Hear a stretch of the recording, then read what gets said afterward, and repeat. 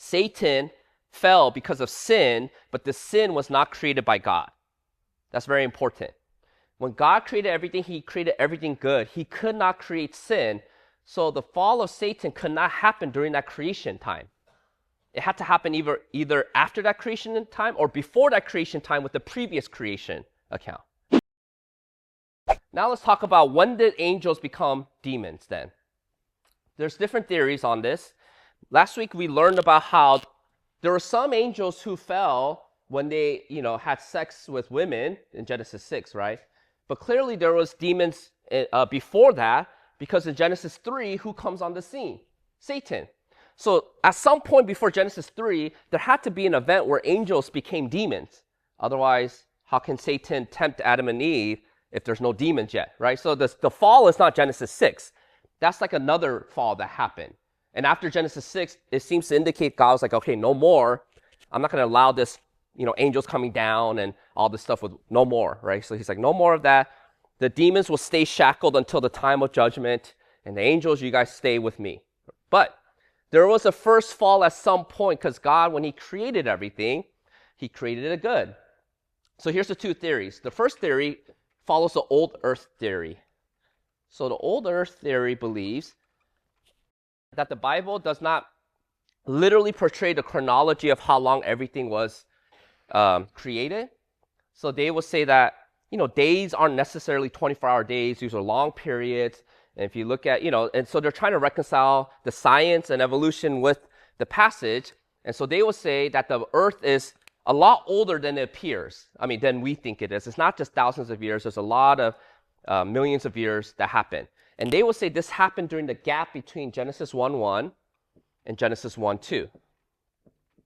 They said in between these two verses, there's a gap of many, many millions of years. And this is where they will say all the death happened with animals and plants. So all the fossils that we get today, all of that happened between this gap. If you want to see the gap, look at Genesis 1:1. So if you could see why they're arguing this way.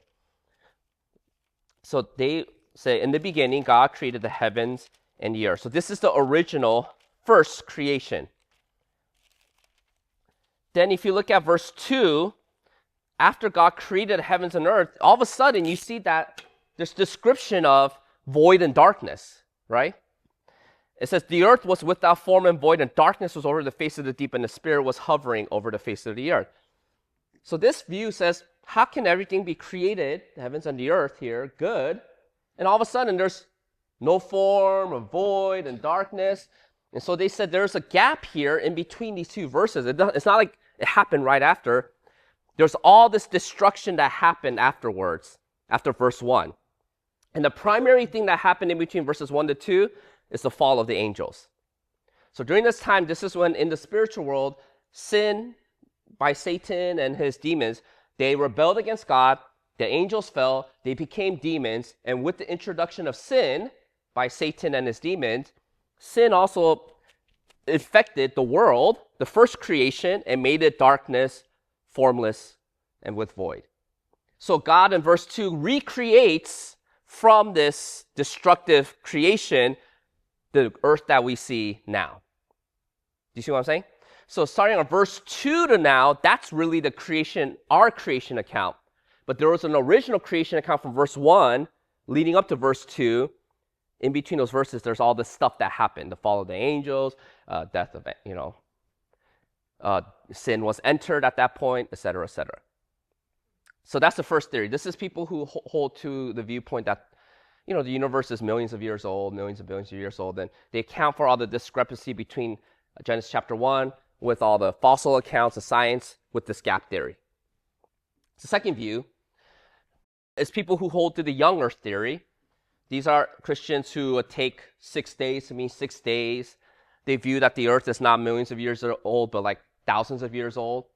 So the question for them that they have to answer is, okay, at the end of the creation account, God said everything was good, which will imply there's no sin yet, right? Because this viewpoint will say sin did not enter at this point. So when did angels become demons then?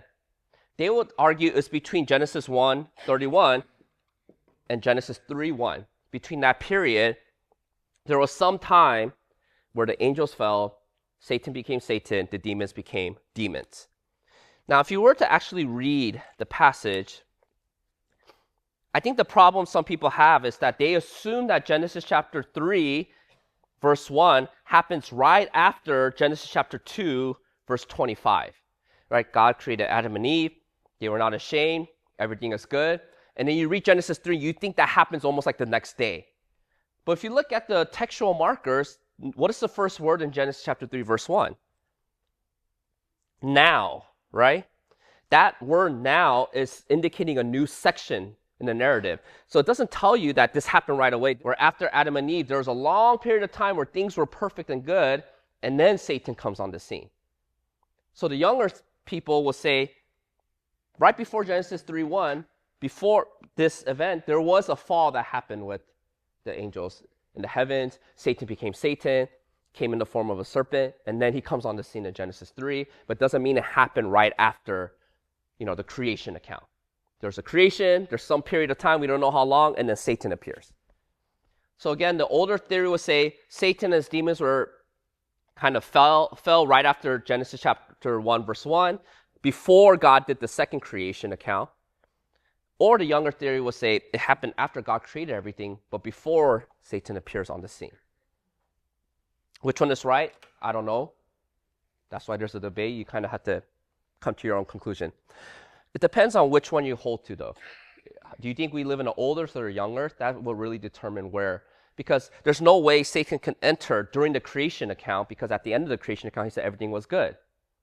The older people would say, when God said everything was good, he's saying everything was good in the second creation. He's not saying that there was no sin in Satan, because that was part of the first creation that got destroyed. Because a lot of young earth would say, how can you say Satan already fell by the end of the creation account because he says everything is good? It's like, no, because that was good in verse 1 and got bad by verse 2, and now God's restarting that creation. Both views recognize Satan fell because of sin, but the sin was not created by God.